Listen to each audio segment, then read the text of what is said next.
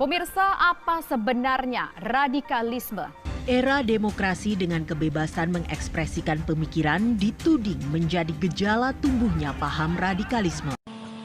Assalamualaikum warahmatullahi wabarakatuh. Perkenalkan, nama saya Andika Afrilia Setiawan dengan NIM C1F021118 dari Prodi Ekonomi Islam, Fakultas Ekonomi dan Bisnis. Anti radikalisme. Radikalisme adalah suatu paham yang dibuat oleh sekelompok aliran yang menginginkan perubahan atau pembaharuan sosial atau politik secara drastis dengan menggunakan cara-cara kekerasan untuk mencapai perubahan kondisi politik. Berbagai cara mencegah radikalisme dan terorisme agar tidak semakin menjamur, terutama bagi bangsa Indonesia ini adalah: 1. Memperkenalkan ilmu pengetahuan dengan baik dan benar. Hal pertama yang dapat dilakukan untuk mencegah paham radikalisme ialah memperkenalkan ilmu pengetahuan dengan baik dan benar. Pengenalan tentang ilmu pengetahuan ini harusnya sangat ditekankan kepada siapapun, terutama kepada generasi muda. Hal ini disebabkan pemikiran para generasi muda yang masih mengembara karena rasa keingintahuannya, apalagi terkait suatu hal yang baru seperti sebuah pemahaman terhadap suatu masalah dan dampak pengaruh globalisasi. Yang kedua yaitu memahamkan ilmu pengetahuan dengan baik dan benar. Hal kedua yang dapat dilakukan untuk mencegah pemahaman radikalisme dan tindak terorisme adalah memahamkan ilmu pengetahuan dengan baik dan benar. Setelah memperkenalkan ilmu pengetahuan dilakukan dengan baik dan benar, langkah berikutnya ialah tentang bagaimana cara untuk memahamkan ilmu pengetahuan tersebut. Karena tentunya tidak hanya sebatas mengenal, pemahaman terhadap pemahaman juga diperlukan. Yang ketiga yaitu meminimalisir kesenjangan sosial.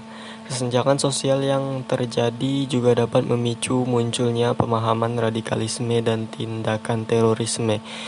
Sedemikian sehingga agar kedua hal tersebut tidak terjadi, maka kesenjangan sosial haruslah diminimalisir. Yang keempat yaitu menjaga persatuan dan kesatuan. Menjaga persatuan dan kesatuan juga bisa dilakukan sebagai upaya untuk mencegah pemahaman radikalisme dan tindakan terorisme di kalangan masyarakat di tingkat negara. Sebagaimana kita sadari bahwa dalam sebuah masyarakat pasti terdapat keberagaman atau kemajemukan, terlebih dalam sebuah negara yang merupakan gabungan dari berbagai masyarakat. Yang kelima yaitu mendukung aksi perdamaian. Aksi perdamaian mungkin secara khusus dilakukan untuk mencegah tindakan terorisme agar tidak terjadi. Kalaupun sudah terjadi, maka aksi ini dilakukan sebagai usaha agar tindakan tersebut tidak semakin meluas dan dapat dihentikan. Yang keenam yaitu berperan aktif dalam melaporkan radikalisme dan terorisme.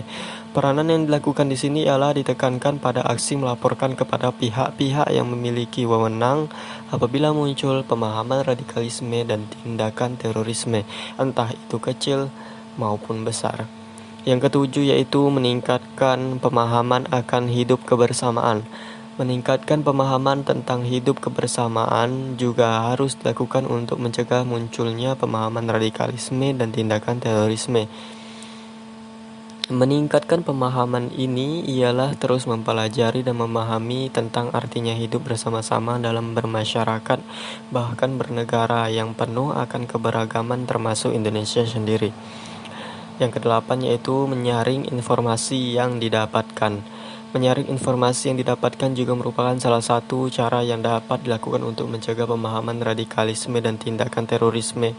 Hal ini dikarenakan informasi yang didapatkan tidak selamanya benar dan harus diikuti, terlebih dengan adanya kemajuan teknologi seperti sekarang ini, di mana informasi bisa datang dari mana saja dan kapan saja.